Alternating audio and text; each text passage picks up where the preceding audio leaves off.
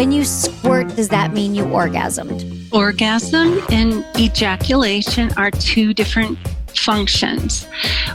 Ejaculation is a release of fluid. Orgasm is, as we know, pleasure.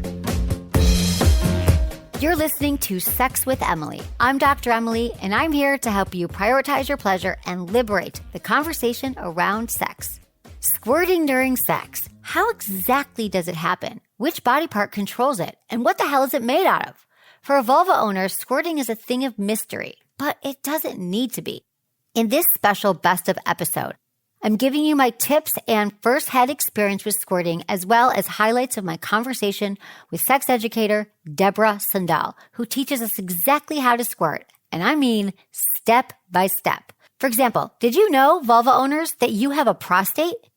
That's the G-spot, despite headlines you see every few months questioning its very existence.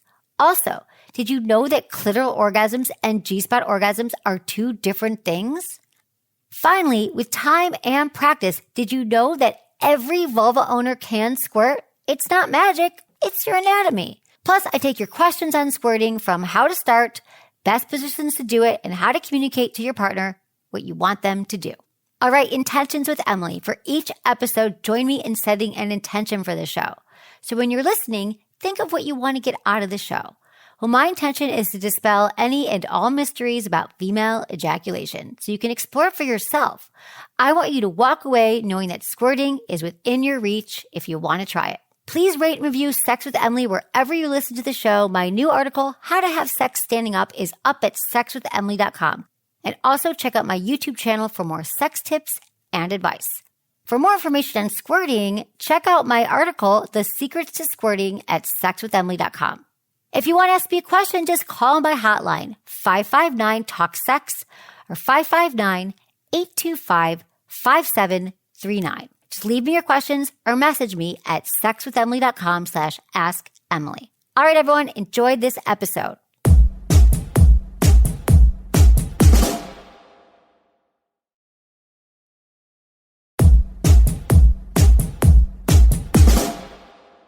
Deborah Sundahl is the foremost pioneer on female ejaculation and the G-spot. She's the author of the seminal book, Female Ejaculation and the G-spot, and has spent 35 years making groundbreaking contributions to the field. She lectures and gives workshops in North America and Europe and has taught thousands of men and women how to integrate the G-spot and female ejaculation into their erotic lives.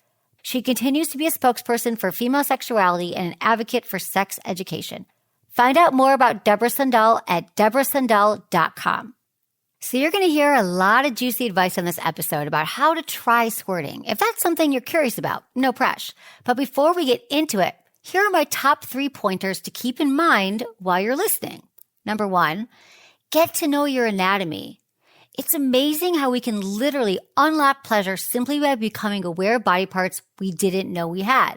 So take that mirror between your legs and look at what you have going on and get to know it. Number 2, slow down. The G-spot orgasm, as you'll hear throughout this episode, functions differently than a clitoral orgasm, and it requires slow, steady build-up. A lot of you call in or email that you get frustrated and you think you've tried once or you've tried twice. This is a process. This is like getting in shape. Think of it that way. You're getting in shape to figure out your own body and learn how to squirt and learn how different orgasms. Slow it down and build up to the orgasm. Number 3, let it go and let it flow. Here's the thing. Squirting can feel like peeing. Maybe it'll always feel a little bit like peeing. That is okay. You're training your body to do something new. So resist the clenching and the fear around it and see what happens. So let it go and let it flow. So let's address the urine situation. Is it pee? When there's a female ejaculate present, is it pee? Is it urine? And I always say, and I maintain this, who cares what it is? Does it matter? If it feels good and there's pleasure, we shouldn't be all tripped up on, is it urine, is it not? But what I can tell you, and there have been studies that have shown that with the female ejaculate, there are traces of urine and there's traces of ejaculate in the fluid.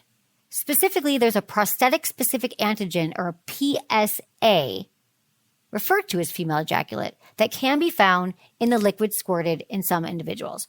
So listen, sex is fun, sex is hot, sex is sexy, and sex can be messy. On to the show. Let's find out from Deborah what the biggest misconceptions are about squirting and the anatomy you need to know if you want to try it. Let's talk about what are the biggest misconceptions around female ejaculation. Like you said, there's so much confusion around it. I can tell you, we have a bunch of questions that have come in too. People want to know if it's urine. Can every woman ejaculate? Why can't I? Is it real? Just all the things. Yes. So all women can ejaculate because the G-spot is the female prostate, and female ejaculation is prostatic fluid. And all women have a prostate, just like all men do. It's fully functional, just like the male prostate.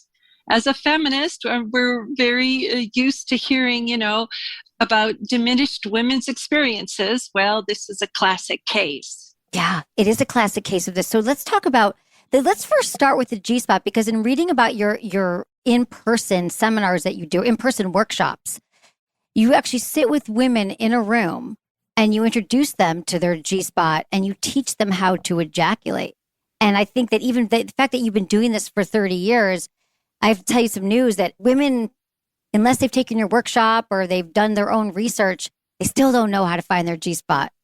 They still don't know. I mean, I'd love to say that it's changed. I don't know what the numbers were then, but I still think it's really, really confusing. I even call it the G area because I think when you say spot, people are like, oh, it's this one spot. So how would you describe how to find the G-spot? G-spot is an unfortunate name. It is an unfortunate name. Named after the famous book, The G-spot by Whipple and Perry, sexologists and scientists. G-spot is named after Grafenberg, the urologist from the 30s who knew about female ejaculation, who knew about the female prostate, but his work was ostracized. And so in academic tradition, Whipple and Perry built on his work and therefore named him on that cover of that book. Okay. Fortunately, G also stands for goddess spot. Oh, goddess spot is so much better. Yeah. I like totally. Goddess spot. That is it. So people, I think there is all this confusion about, well, let's talk about the clitoral orgasm versus the G-spot orgasm. How would you describe them? Well, first of all, G-spot is the female prostate. The female prostate surrounds the urethral canal. It starts at the outside opening of the body, and its 32 ducts and glands are sprinkled along the urethral canal about 2 inches. So therefore, because the urethral canal and the vaginal canal share the same wall, that means you can easily access the prostate through the roof of the vagina. You can easily feel it. It literally hangs down through the roof of the vagina. Mm-hmm. It's a prostate. It's not the clitoris. The clitoris is primarily erectile tissue. We have the little nub on the outside of the body full of nerves. But as feminist healthcare nurses, Rebecca Chalker and Susan Gage in 1982 redefined the clitoris. They said, hey, it's not just a little nub on the outside of the body that feels so good. It's actually erectile tissue that extends 4 to 5 inches inside the body. They thought these women were nuts for 15 years. Well, now they've seen this structure in the cadaver. Right. Yes. The stuff. There's little puppets you can buy. Little women have made the I have the clitoris. Vulva puppet. Yeah, so you have the vulva puppet, and this is clitty. I like the clitty puppet. I don't have a clitoris puppet. Yeah. But yeah, here's her little, and here's her wings and her bulb. She has these parts, a part that surrounds the urethra and a part that surrounds the vagina. Yeah. So the G-spot is actually the female prostate plus its erectile tissue. Yeah. Isn't it kind of like internal clitoral nerves then? Or would you just say even before that, It's a prostate. But I always tell people it's all connected, I guess is what I'm saying. It's all connected. You see, the clitoris has a different nerve than the G-spot. And again, we get this from Whipple and Perry. That was one of two major discoveries they made and why they wrote a book. Okay, two-nerve theory. The pudendal nerve goes to the clitoris penis. The pelvic branch of the vagus nerve goes to the prostates, male and female. Two different nerves, two different orgasmic experiences. Mm-hmm. So we all know the clitoral penis orgasm. Panting, fast stimulation, whether it's for a guy on the penis or for the vibrator with the women, and hold your breath, and you have, a good orgasm. You clench up your body, and sure, it's a good orgasm. G-spot prostate orgasms, are the opposite. Long, slow breaths, because we're dealing with the vagus nerve, which I'll explain in a minute. But it's long and slow breathing. You relax instead of clenching. Do not vibrate the prostate. It is an organ of the body. And if you vibrate it, you kind of click in that pudendal nerve. And so it's not so easy to access that G-spot nerve if you're vibrating away. Also, you move the body, because you're building this huge orgasm, which is full-bodied, starts in your toes, spreads up your legs, makes your legs shake. It comes out your head. You can see stars. It's a powerful physical orgasm. It's not your bliss orgasm where, if you're in Tantra or Eastern traditions, you're doing the circulating breath, which is mostly from the pelvis up, from the stomach up, and you can kind of ride this wave of energy orgasm. No, I'm talking as a feminist body, as a woman, thighs, right? Birthing down into the floor, right? We ejaculate down and into the ground, we menstruate, same, it's very physical, full body orgasm. So you need to breathe and build that. Okay. That's amazing. Oh my God. Sounds good, doesn't it? It does sound good. And do you think so where do we start with that? Where I start with that? I start with anatomy. Yes. My PowerPoints are anatomy. Women have to know they have a prostate. We have a missing body part. All the studies done on, women can orgasm and it takes us longer and you need 20 minutes of foreplay. This is the news. When you relax and you just touch the prostate, it fires up like this, your arousal. Our arousal is accessible. It's immediate and it's powerful. We just have not known we have a prostate and we haven't known how to touch her. So in reading your book, and I have not taken your workshop, but you talk about this workshop where the women take a mirror, because I'm always telling women just to take a look at their vulva, but I don't often talk about them going inside, but how you push out your pelvic floor and you can see the ridges of your G-spot. Yes, and all women who are listening to this, you can do this. This is your homework. Okay, tell us. Is you sit down on the floor. You need a mirror, not your little lipstick mirror, ladies. Nice big 8-inch mirror. Prop it up on a stand or lay it against a pillow, which you place as you sit on the floor between your legs. Then 2 fingers on each hand. Place them gently, one on each labia. Slowly spread your labia apart. Push out with your pelvic floor muscles and see if you can see the ridges, the famous ridges of your G-spot. Okay. Some women will see their, literally, some women just do that and they're like, oh, there it is. And they're completely shocked.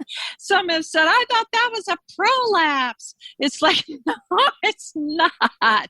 Okay, this is alarming, I know, but it does happen. And maybe we'll get into that later, and maybe we won't. But, but other women, they're going to have to practice this 3-5 times, take a break, try it again. Because number one, For many women, well, they never did this before. No. Some women never even looked at their vulva before. No. And then some women haven't really used their pelvic floor muscles to push out like that. So right away, you have 3 things you've never done before. You just practice, ladies. That's all. Keep at it. And some women have more meaty or smaller labia. And so it's a little harder to pull apart, or you have to peer a little deeper in if they're more meaty. Mm-hmm. But all you have to do, you can see it, is push out. Look for that urethral canal, because remember, the prostate surrounds the urethral canal. It's right there at the outside of the body. From the outside, just 2 inches in. So look for that urethra. And then when you push, you're going to see her peek out from underneath the urethra. You'll start to see her little ridges. We're going to take a quick break, but stick around. We come back, more squirting tips with Deborah Sundahl.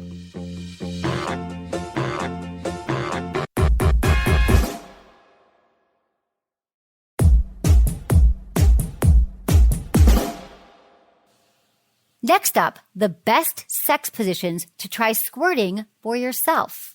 Women haven't had the vaginal orgasm because they're going too fast. You have to slow down to have that orgasm. And so for some women who maybe are having orgasms that way, it's probably rubbing, your clitoris is maybe rubbing on your partner, and that's what's going to happen, but it's not internal. If anything's in the vagina, fingers, toy, penis, you're stimulating the prostate. Mm-hmm. You cannot not stimulate it. It's right there on the roof. Right. So it's always getting stimulated. It's numbed out due to the way we make love in Western culture, which is to ram, ram, ram, ram. So we're talking like slow. Well, slow and steady. Slow and steady. Rhythmic in and out. That's how you breathe and relax, move your body, with the rhythm. So it's a dance. It's not a mechanic. It's an art, right? So it's body talk, okay? So it's not your mind saying, would you please hurry up? Because nothing happens that way. I want you to do this, that, and the other thing. Right. It's like, no, you have to breathe. You have to move your body. Think of the word build. Mm-hmm. You build an orgasm. You are building pleasure throughout your body. And you do that with the breath and the movement, right? Mm-hmm. And this is basic Tantra. Actually, this is where Tantra enters the picture with the G-spot orgasm, is Tantra teaches to move your body, to breathe, because what they're doing is they're breathing this arousal pleasure all around the body. They're filling, they say they're filling their cells with pleasure, and you are. You are. So yes. You just build it until you have that orgasm. Those muscles are going to push out. Those powerful pelvic floor muscles are going to push out, and you'll just explode into an orgasm. Yeah. And you push out. It wants to push out what's ever in your vagina. Right. So take the toy out. Take the penis out. That's it. That's exactly like my kind of orgasms too. You push out, but we always think, it should be happening with the penis. Or what's a good position for this if we're talking about penetrative sex? What have you found? The best to learn is to kneel next to your bed. Place your upper torso on the top of your bed, or stand up.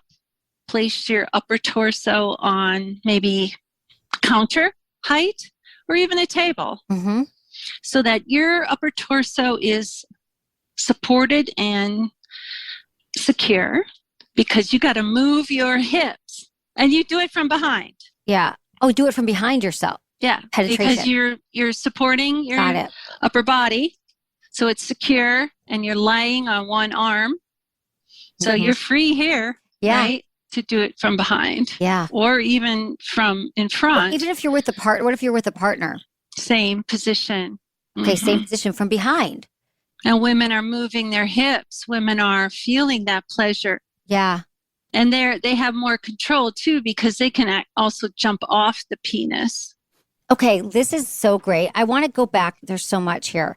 There is, can I just say that for a minute? There is a lot to it. It is not a simple little thing, but it's also not hard, and I make it accessible. You really do make it accessible. And this is the area where I just think it's hands-on, literally, and it's just rewiring our brains around what is possible. Now that we know a lot more about how squirting works, let's talk about what it's made of, how to prep, and the difference between orgasm and squirting. When you squirt, does that mean you orgasmed? Orgasm and ejaculation are two different functions. Ejaculation is a release of fluid. Orgasm is, as we know, pleasure. So, and you can also orgasm without ejaculating, and you can ejaculate without orgasm. Yes. Okay. You can ejaculate before orgasm, during orgasm, or after orgasm, or not ejaculate at all. Right. So can all women squirt? Is the next question. All women can ejaculate because all women have a prostate. Female ejaculation is prostatic fluid. Therefore, all women can ejaculate if you want to. Okay. Are there certain positions to hit the G-spot better? The best position to hit the G-spot is to know where she is located. Find her, right? Then you'll know your best position. Exactly. You position yourself. Yes, exactly. So that brings me to the next question. I have a hard time explaining to my boyfriend exactly how to hit my G-spot and then actually make me squirt using his hands. Can you explain in simpler terms? Well, that's like dancing backward in high heels. I mean, he doesn't need to use his hands for you to ejaculate. That's something that porn started, and it's gotten way out of control. I mean, he uses his penis. That's why a man's got a penis, so mostly he just needs to slow down. And when you're ready to ejaculate, he needs to come out of your vagina. Your pelvic floor muscles are going to push him out because your body's full of ejaculate. Your muscles are just going to take over and push it out. But that penis has to come out. Most women cannot ejaculate with something in their vagina. 30% of women like the on top position, and they, for some reason, can ejaculate in the on top position. Yes. But most women can't. Right. Because they're not doing that. Exactly. Because then it's kind of coming out of you. My wife can only squirt through oral. How can I help her do it during intercourse? Awareness. Using the penis, knowing what you're touching with your penis. An awakened penis on an awakened G-spot is going to be electric.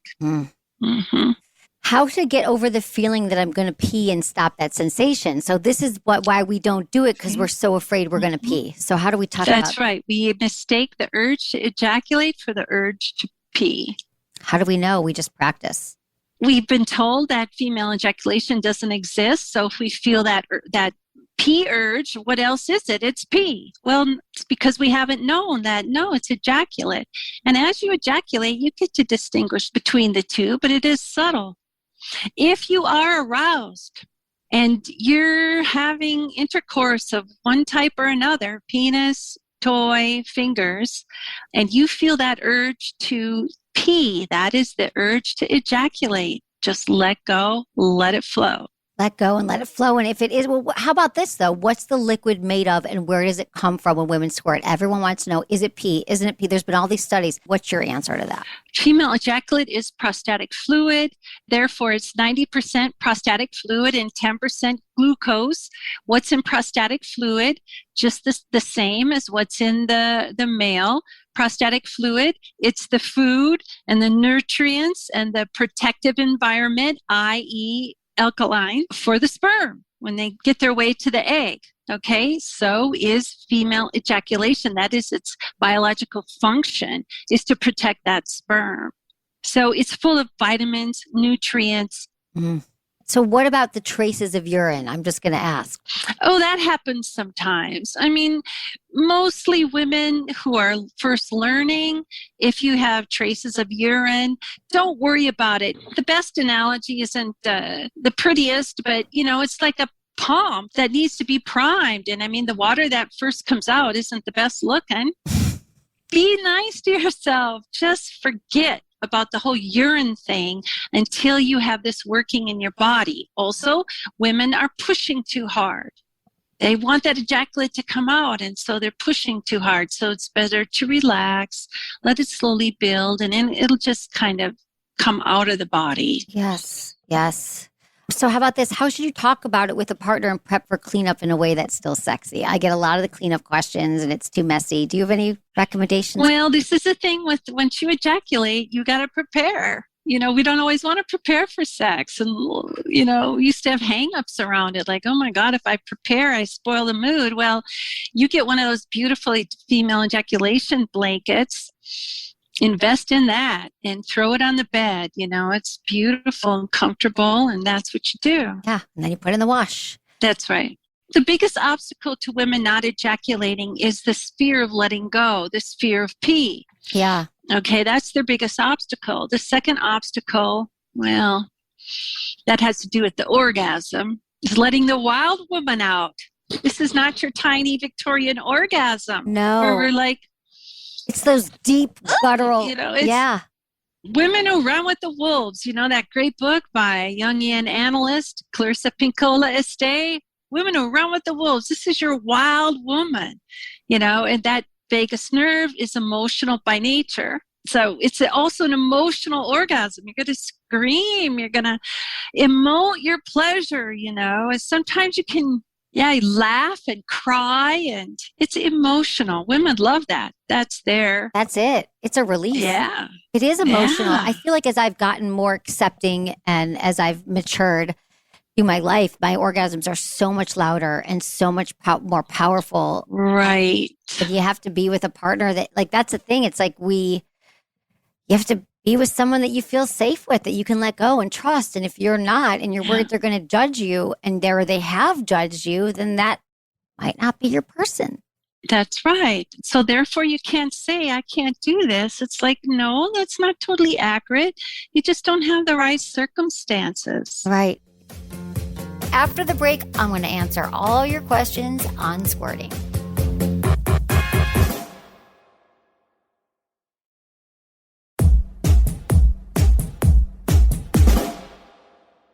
Now it's time to hear from all of you. I'm going to answer your squirting questions. This is Steph, 26, from Sydney, Australia. Hey, Dr. Emily, I'm 26 and I've never orgasmed. I think I've never orgasmed. I enjoy sex and I'm not afraid to talk about it, but the big O has always eluded me. Last night, for the first time ever, I squirted with the help of a trusted FWB, friends with benefits. No idea how it happened, but it didn't really feel like anything. I always thought orgasms and squirting were one and the same, but can you squirt without orgasming? I found it exciting that I managed to squirt, but can't help but feel a little disappointed I didn't get the feeling of release that I expected to come with it. Thanks, always. All right, Steph, here's the thing. Absolutely, you can squirt and not orgasm, and you can orgasm, as we all know, without squirting. So, sounds like that's what's happened to you. You're thinking that you've never orgasmed. You probably haven't orgasmed.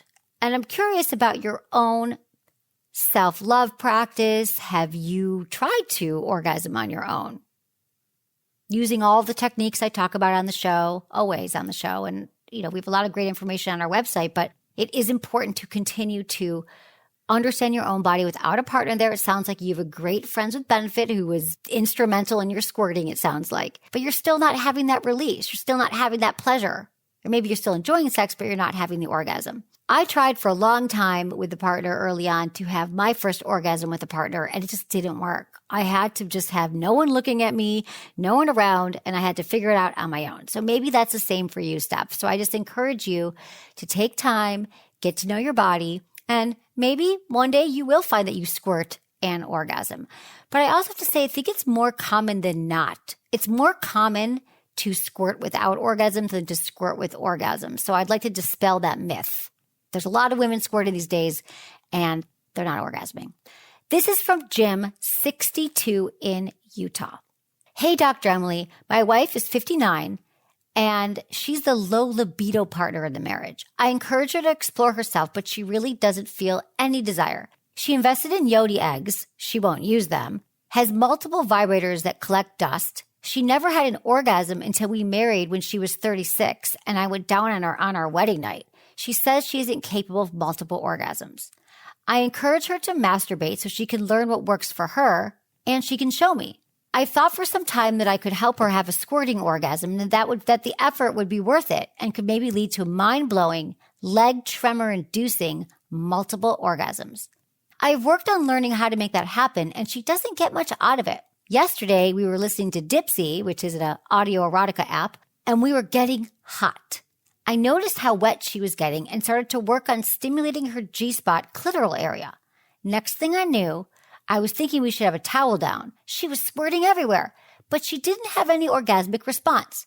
Now the question, is there any information on the percentage of women that squirt but don't feel anything? I know there's plenty of women who have multiple orgasms and haven't been able to squirt. She feels cheated when it took so long to get to squirting and it was anticlimactic. No pun intended. I also feel discouraged that it wasn't what other women said it would be. I want her to feel like sex is worth the effort and not just once a week. All right. Well, very similar to Steph in Australia, it's you can squirt without orgasm. You can orgasm without squirting. So did she have an orgasm during all this play yesterday? Does she have orgasms? What I'm hearing is frustration from you that she's not feeling desire and she's not really masturbating. And you really tried for her to squirt and she finally squirted, but it wasn't the right kind of squirting. And even if it's not an orgasm, squirting can still feel like a great release. So I'm wondering what's going on with your wife. Is she, you say she has no desire. She's 59. Is she on medications? Has she got her hormones tested? Maybe she's in menopause and she doesn't really have desire like she used to. But let me hone in on one thing here. You were both listening to audio erotica and getting hot. That's a great sign. She was getting wet. She was getting turned on. You stimulated her G-spot and clitoral area and she orgasmed. So to me, we have to remember that we have to understand desire. And it sounds like listening to erotica you've just learned is something that's really going to work for your wife. And so I wouldn't give up hope yet. You sound very, very frustrated. So I'm wondering if it is just about the sex or there's something else you might be needing from your partner. Is it just more intimacy? Maybe it's just more touching? Because this sounds like a really good time. And how did she feel after squirting? Even though she said it was anticlimactic, must have felt good to be aroused and turned on with her husband, right? So I think rather than getting really specific here on like this has to be squirting, it has to be multiple orgasms, let's just understand how your wife can feel more desire and get curious about her orgasms. What does make her orgasm? What feels good to her? And the more you do this kind of work and you make it more about her finding pleasure, then, you're going to have more pleasure and it's all going to work out. Okay. So thank you, Jim, for your question here and let me know how it goes. Thank you so much to Deborah Sundahl and thanks to all of you for your fantastic questions. I hope you're excited to go forth and experiment with these techniques, whether you're a vulva owner or with a special vulva in your life.